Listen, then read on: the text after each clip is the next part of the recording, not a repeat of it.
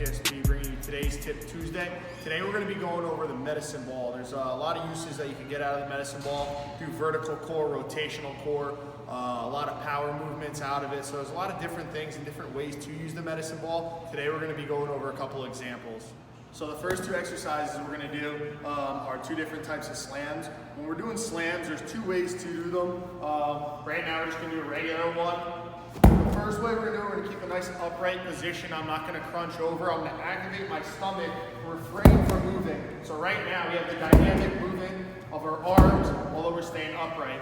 You could also include some trunk flexion and extension, pulling down into it, utilize that crunching motion.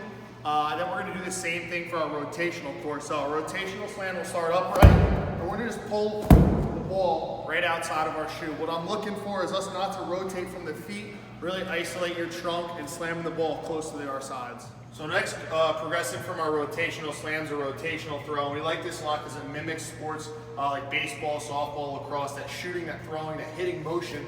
So what we do when we set up for this, we always stagger that front foot forward. It kind of squares off our hips a little bit to isolate our torso. From here, I'm going to throw it from that back hip pocket, right to that target we have there. There are two ways to do it, just like we did on the slams before.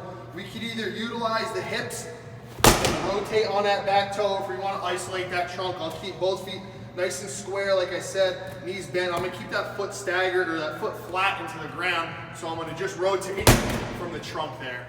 So sometimes we see with our athletes, our hips are opening up a little bit too early. So what we like to do is we just got a longer foam roller here. I'm going to set this up with my knee pressed into it. Same setup as before, but right now my knee and my hip can't open up. So we're going to do that same motion here, but that knee is going to stay stable. So that's one little regression if your athletes aren't opening up a little bit too much and not using their trunk. So going into some of our power movements here, we're going to go into a horizontal and a vertical option here for a bench press or a power chest pass. We like to do this because a lot of our younger athletes, they can't control higher weights or higher volumes. This is a good way to keep it light and keep it explosive for them. So right now I'm just doing a vertical chest pass. So I'm setting up about arm's distance away from the wall here, nice athletic stance, and I'm just exploding out at the wall.